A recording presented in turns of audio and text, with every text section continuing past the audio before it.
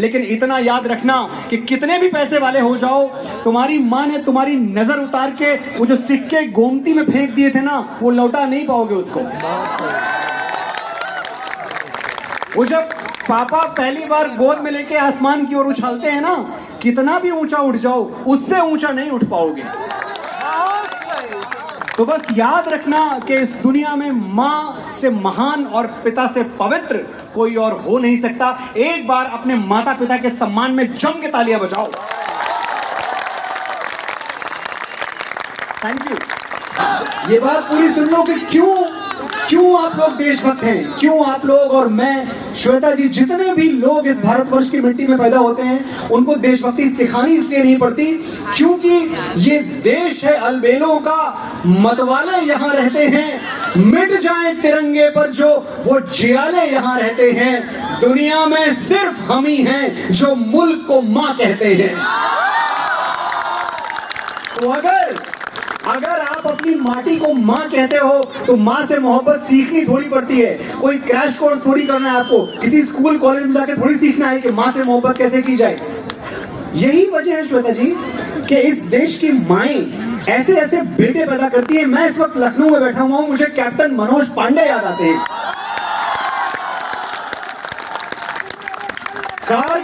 कारगिल जिन लड़कों के हवाले किया गया था ना, भारतीय सेना ने कहा था कि जाओ और कारगिल जीत के ला के दो, इस देश ने, आपने उन पर ट्रस्ट दिखाया था। 22 से 24 साल की एवरेज उम्र थी। आप में से पता नहीं कितने लोग होंगे जो शायद उस उम्र से गुजर रहे होंगे।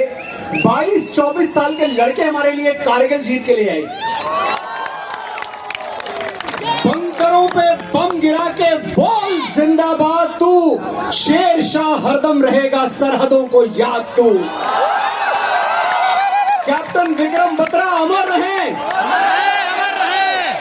बंकरों पे बम गिरा के बोल जिंदाबाद तू, शेर शाह हरदम रहेगा सरहदों को याद तू।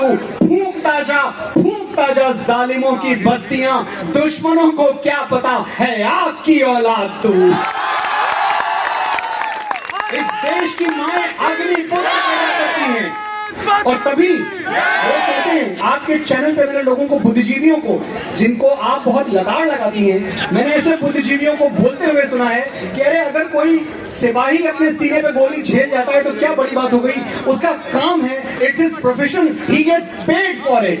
इतनी छोटी सोच रखने वालों तक आज मैं साहित्य आज तक के इस मंच से एक मैसेज, एक संदेश पहुंचाना चाहता हूं कि इस दुनिया में दो काम है मेरे भाइयों और बहनों, जो कोई पैसे के लिए नहीं करता। ना कोई पैसे के लिए सिपाही बनता है और ना कोई पैसे के लिए शिक्षक बनता है।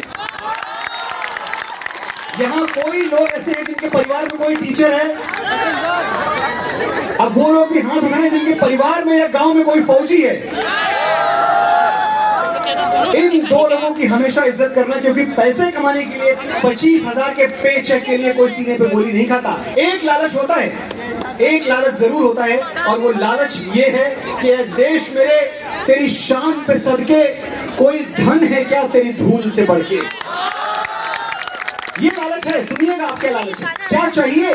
वो ये सोचता है कि कभी अगर कोई लिस्ट बने, कोई सूची बने कि भाई इन लोगों ने भारत माँ से टूट के दीवानों की तरह मोहब्बत की, तो एक नाम मेरा लिखा जाए उसमें। इतना सा लालच होता है फौजी को। ओ देश मेरे, तेरी शान पे सदके कोई धन है क्या तेरी धूल से बढ़ के, तेरी धूप से रोशन, तेरी हवा पे जिंदा, तू बाग है मेरा, मैं तेरा परिंदा। ये अर्ज है दीवाने की जहां भोर सुहानी देखी, एक रोज वही मेरी शाम हो, कभी याद करे जो जमाना, माटी पे मर मिट जाना, तो जिक्र में शामिल मेरा नाम हो। जय वंदे वंदे, और ये वंदे मातरम बोलते रहिएगा। और जो कुछ लोग आपसे ये कहते हैं कि हम वंदे मातरम नहीं बोलेंगे, उनसे भी गुजारिश कीजिएगा, हाथ जोड़ के बोलिएगा कि भैया धर्म अपनी जगह, मजहब अपनी जगह, लेकिन जो राष्ट्र धर्म है ना, उससे बड़ा कोई धर्म नहीं है। हर किसी को वंदे मातरम बोलना चाहिए। वंदे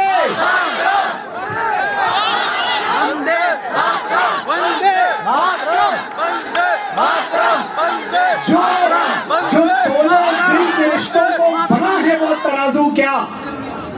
मैं पूरा पूछ रहा हूं अपने उन भाइयों से जो कभी कभी इस तरह की बातें करते हैं कि हम नहीं बोल सकते वंदे मातरम क्योंकि हमारा मजहब हमें इजाजत नहीं देता। इतनी सी गुजारिश है मनोज मुंतशिर की, जो आपका भाई है, इस मंच से, कि जो तोले दिल के रिश्तों को बना है वो तराजू क्या। अगर दोनों ही भाई हैं तो फिर मैं क्या, तो फिर तू क्या।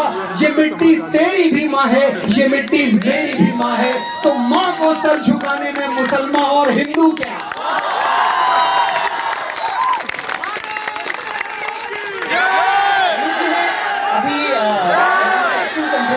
कवरेज के लिए यहाँ पर सबको मालूम होगा एक ब्लैक टॉप पर्वत है जिसे हमारे सैनिकों ने गलवान के बाद इस तरीके से हासिल किया था कि चीन को भनक तक नहीं लगी थी। जी बिल्कुल। उसके एक और रिजांगला है, रिजांगला, बिल्कुल, वाह। जहाँ के मेजर शैतान सिंह जो और उनकी 120 सैनिकों की टुकड़ी, वहां पर एक बहुत अच्छा मेमोरियल बना है जी। वहां पर म्यूजियम में मैंने एक फिल्म देखी, अमिताभ बच्चन की आवाज थी, वो पूरी कहानी कही जा रही थी। क्या वो पंक्तियां आपने लिखी थी? जी मैंने लिखी। आपने लिखी थी? जी। मुझे वो सुनकर लग रहा था कि ये आप ही लिख सकते हैं, क्योंकि वहां क्रेडिट रोल तो चलता नहीं है, तो चला लीजिए। मैं एक चीज आपसे सच सच जानना चाहती हूँ, क्योंकि बहुत सारे लोग कहते हैं कि अरे ये लोग तो देशभक्ति को कारोबार बना लेते हैं। आपने उसके लिए कितने पैसे लिए थे? मैंने उसके लिए उतने ही पैसे लिए थे जितने मैं, अगर अभी यहाँ से निकल के जाऊं और मुझे कोई मेरे भाइयों में से मिले और बोले मनोज जी एक सेल्फी खिंचानी है, मैं उससे कितने पैसे लूंगा, उतने ही पैसे मैंने वो फिल्म लिखने के लिए लिए थे।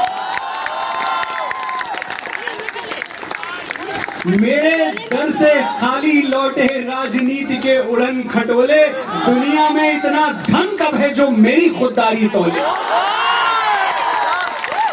श्वेता जी, अपने देश के सिपाहियों के लिए लिखने के लिए दो चीजें हैं। जब मैं गीत लिखता हूं सिनेमा के लिए, सिनेमा एक प्रोफेशन है, मेरे लिखे हुए गीत से पैसा कमाया भी जा रहा है, तो उस कमाई में मेरा भी हिस्सा है, मेरा शेयर है। मुझे भी अपना घर चलाना है, अपने बच्चे को, अपने परिवार को एक अच्छी जिंदगी जीनी है, देनी है। वो पैसा मेरा अधिकार है। अगर मैं तेरी मिट्टी के बदले पैसे लेता हूं वो मेरा हक है, लेकिन जब मैं इस देश के सिपाहियों की सेवा में कुछ लिखता या बोलता हूं तो वहां मैं पैसा नहीं मांग रहा होता, मैं पैसा नहीं देख रहा होता। जैसा जैसा बाजार का तकाजा है वैसा लिखना अभी नहीं सीखा। 25 साल लिखने के बाद मैं आज यहाँ ये एतराफ स्वीकारोक्ति करके जा रहा हूँ कि जैसा बाजार का तकाजा है वैसा लिखना अभी नहीं सीखा। मुफ्त बढ़ता हूं आज भी मैं, तो मैंने बिकना अभी नहीं सीखा। और किसके लिए, कौन लोग जो हमारी हिफाजत के लिए उड़ती हुई गोलियां अपने सीने में भर लेते हैं। एक बात मैं हमेशा कहता हूं कि शायद त्रेता युग में राम होना आसान था, दशरथ जैसे पिता आपके साथ में थे, सीता जैसी सती पत्नी आपके साथ में थी, लक्ष्मण जैसा भाई आपके साथ में था। कलयुग में राम होना बड़ा कठिन है, लेकिन कलयुग में इस कठिनाई को जो पार कर जाता है वो फौजी कहलाता है। सोचना, हर फौजी इस देश का, मैं मानता हूं कि भगवान श्री राम का अंश अवतार है, उनका अंश लेके पैदा हुआ है। पूरी दुनिया का लिटरेचर, और यहाँ तो यूनिवर्सिटीज और कॉलेजेस के बच्चे मेरे छोटे भाई बहन हैं, आप बहुत पढ़े लिखे हैं, पूरी दुनिया का लिटरेचर पलट के देख लीजिए। जो पहला एग्जाम्पल आपको देशभक्ति का मिलता है वो आपको वाल्मीकि रामायण में मिलता है, जहां लक्ष्मण से भगवान राम कह रहे होते हैं, अब इस सोनमयी लंका नमे लक्ष्मण रोचते, जननी जन्म भूमिश्च स्वर्गादपि गरीयसी। तो माँ और मातृभूमि से बड़ा कुछ नहीं है। ऐसे फौजियों का जो हमसे वादा करते हैं, इनका वादा क्या है हमसे? इन फौजियों का वादा मुझसे और आपसे क्या है? ऐ माँ, भरोसा रखना अपनी संतानों पर, हम तिरंगा गाड़ देंगे आसमानों पर। मुझे अगर आप इजाजत दें तो मैं खड़े होकर बोल दूं। देखिए, जब हम फौजियों की बात करेंगे तो खड़े होकर करेंगे, लेकिन आप सब बैठे रहेंगे, आप सब बैठे रहे, आप सब सुने। मैं कह रहा था कि इनका वादा क्या है आपसे? ये माँ, भरोसा रखना अपनी संतानों पर, हम तिरंगा गाड़ देंगे आसमानों पर। दुश्मनों सुन लो, हमें झुकना नहीं आता, तुम्हारी गोलियां कम है, हमारी छातियां ज्यादा।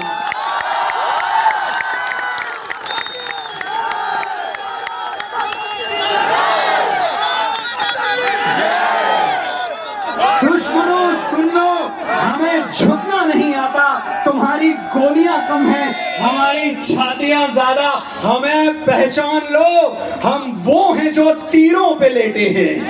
कहानियां याद आएंगी आपको 5-10 साल पहले की।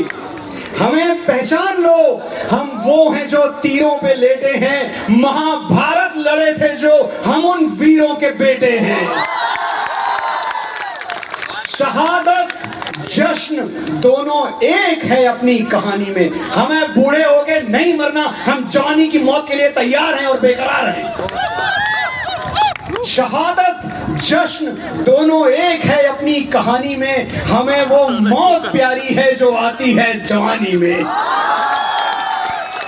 हमारे नाम पर ढोलक बजेगी दो जहानों में, मरेंगे यूं कि हम जिंदा रहेंगे दास्तानों में। हिंदुस्तान को नाज होगा हम दीवानों पर, ऐ माँ भरोसा रखना अपनी संतानों पर, हम तिरंगा गाड़ देंगे आसमानों पर। बैठो। भारत माता की वंदे वंदे। यहाँ पर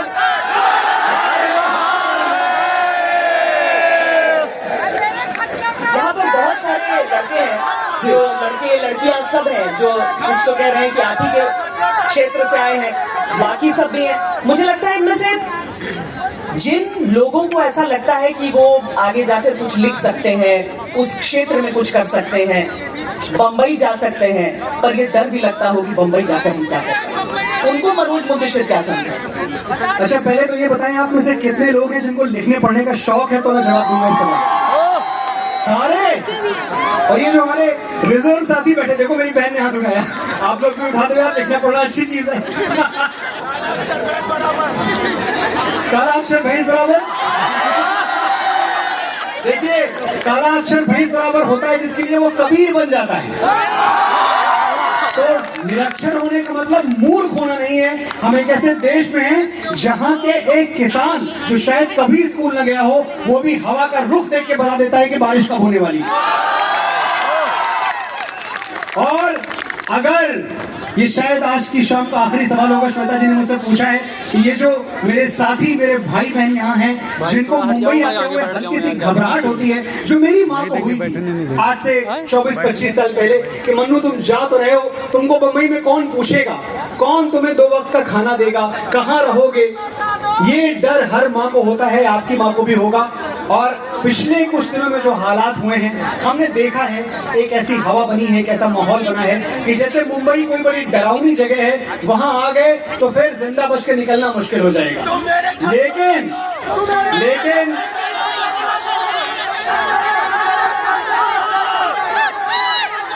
मैं समझ नहीं पाया आपने क्या बोला, पर जो अच्छा बोला तालियां आपके लिए। आपकी तरफ से आज मैं मुंबई सिनेमा, आर्ट, लिटरेचर, इस दुनिया के जितने भी खलीफा हैं जो ये समझते हैं कि लखनऊ वाले कुछ कर नहीं पाएंगे, लखनऊ वाले आएंगे तो कलाकार नहीं बन पाएंगे, अदाकार नहीं बन पाएंगे, छोटे शहर को जो नीची नजर से देखते हैं, छोटी नजर से देखते हैं, आज मैं उनसे एक बात कहना चाहता हूं कि मुझे पानी मंगा देगा। सुनो, बड़ के शहर और बड़ के नाम वालों, अपने बड़प्पन का झुनझुना कहीं और जाके बजाओ।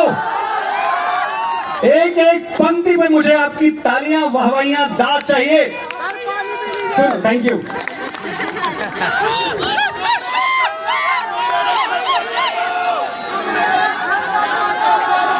सुनो, अच्छा ये लखनऊ बोल रहा है, ये मैं नहीं बोल रहा हूं।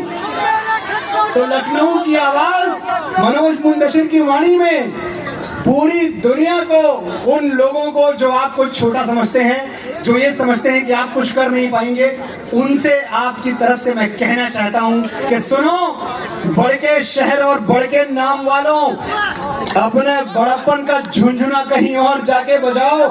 हमारे तेवर से टकरा गया तो टूट जाएगा। हम बकैती पे आ गए ना बाबू, तो बड़ों का पसीना छूट जाएगा। हम जानते हैं तुम पावर में हो, तो तुम्हारे खरीदे हुए जौहरी हमको हीरा नहीं पत्थर कहेंगे, हम फिर भी चमक के रहेंगे।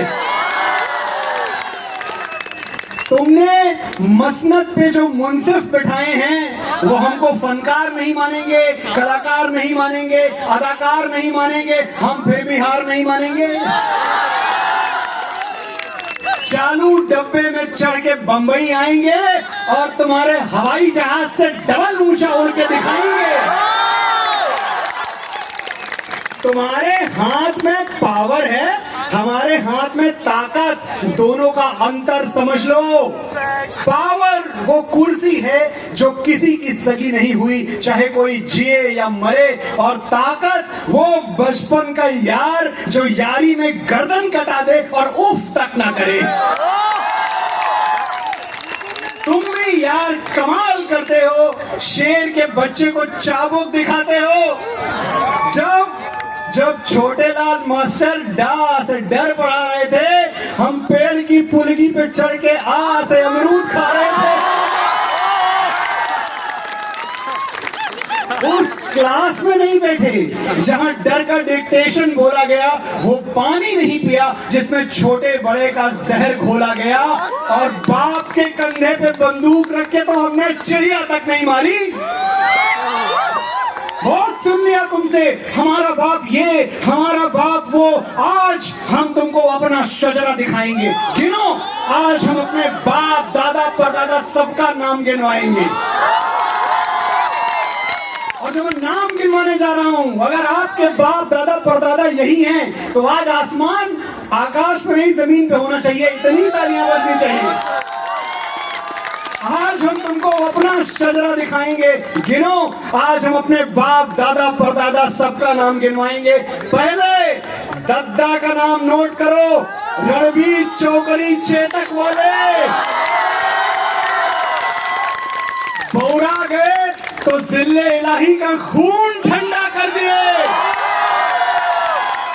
घास की रोटी खा के मुगलिया सल्तनत को डंडा कर दिए। भैया हमारे बढ़ के 14 साल जंगल जंगल जोगी की सवारी फिरती रही और सिंहासन पे उनकी खड़ाऊ राज करती रही। जय श्री राम। हम इनके बेटे बेटियां हैं। एक कक्कू भी थे हमारे, फूटी आंख से करतब दिखा दिए थे, पृथ्वीराज चौहान मार के गौरी को गुलैया बना दिए थे। और बाबा हमारे बढ़ के एक पगलेट राजा ने चुटिया खोल दी तो ऐसा भड़के कि गेम ऑफ थ्रोन्स खेल दिए, पूरा का पूरा मगध अकेले खेल दिए। शिवाजी मुकेश भाई 4 काफी हैं कि और गिनवाएं? नोट करते करते तुम्हारी स्याही खत्म हो जाएगी, हमारे बाप दादा की मचाई हुई तबाही खत्म नहीं होगी। तो बॉटम लाइन बोल दे रहे, नोट कर लो। तुम अपनी खोपड़ी के पीछे वो चमकने वाला गोला लगवा लो, हम फिर भी तुमको अवतार नहीं मानेंगे। तुम्हारे नाम का कलमा नहीं पढ़ेंगे, तुमको परवरदिगार नहीं मानेंगे। तुम वंशवाद की जमीन खोद के हमें गाड़ दोगे तो हम बगावत का बीज बन के फूटेंगे, पर तुमसे हार नहीं मानेंगे। मेरा टाइम अप हो चुका है, 1 मिनट में यहां से मैं जाऊंगा, सिर्फ 1 मिनट। आप में से कितनों ने मेरी फितरत है मस्ताना पढ़ी है? वाह, मेरी फितरत है मस्ताना के बाद कई साल गुजर गए, 2019, 20, 21, 22, इतने सालों बाद मैं अपनी दूसरी पुस्तक लेके आ रहा हूं साथियों आपके बीच में। 29 अप्रैल को मेरी किताब आपके हाथों में होगी। किताब का नाम क्या है? वही जो श्वेता जी ने इस सेशन को नाम दिया था, माँ, मातृभूमि और मोहब्बत। यही आपकी घोषणा थी? यही मेरी घोषणा थी श्वेता जी। बहुत बहुत प्यार, बहुत बहुत स्नेह आपको। बड़े धैर्य से, बड़े ध्यान से सुना। मैं फिर आऊंगा और अगली बार दुगनी तादाद में आना, जितने हो इससे ज्यादा चाहिए।